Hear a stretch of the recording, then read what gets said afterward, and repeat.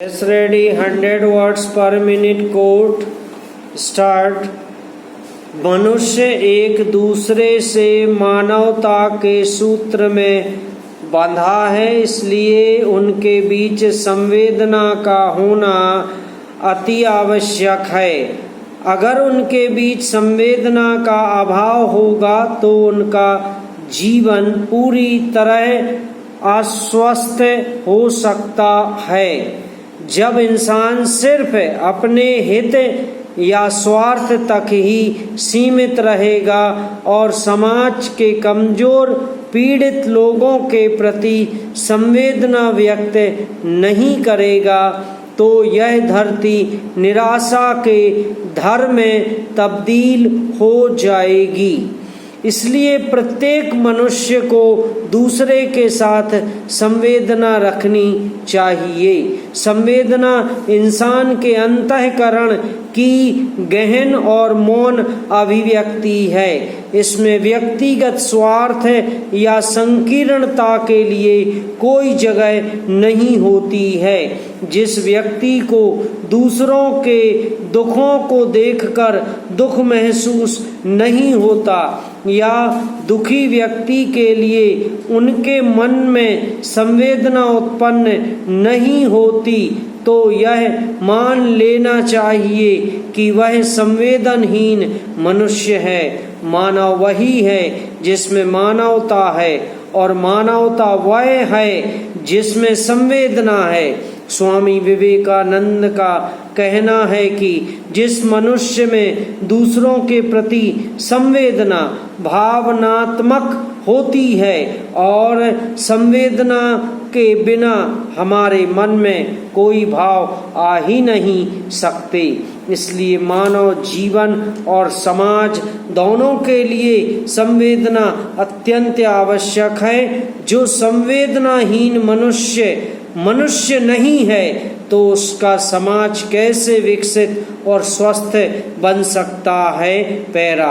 इस आदर्श के द्वारा आवेदिका की ओर से प्रस्तुत आवेदन पत्र अंतर्गत धारा 5 परिसीमा अधिनियम एवं आदेश 9 नियम 13 सह पठित धारा 151 भारतीय दंड संहिता का निराकरण किया जा रहा है।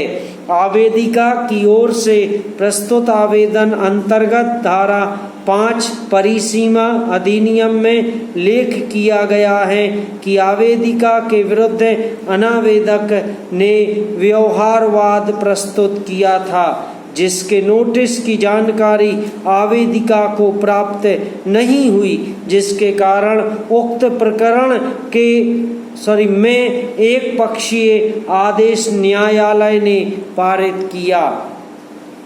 पैरा। संवेदना एक ऐसा गुण है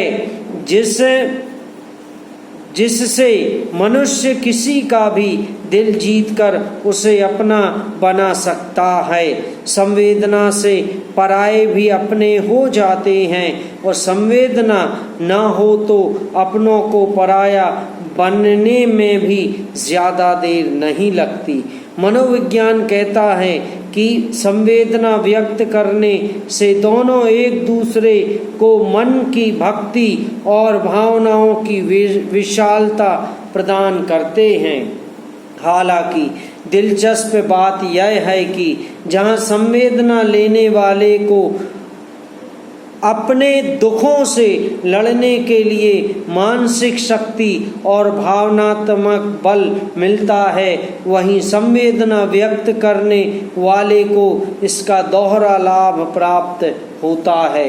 पराये दुखों के प्रति संवेदना व्यक्त करने से मनुष्य में अपने दुखों से लड़ने की क्षमता विकसित होती है, साथ ही उसके कई अन्य गुणों का भी विस्तार होता है। पैरा।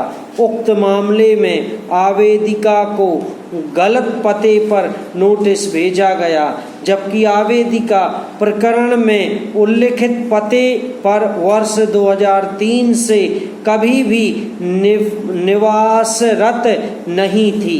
अतः मूल आदेश दिनांक 28/7/2009 से आवेदन प्रस्तुत करने में 5 वर्ष 9 माह के विलंब को क्षमा कर आवेदन का निराकरण करने का निवेदन किया गया है।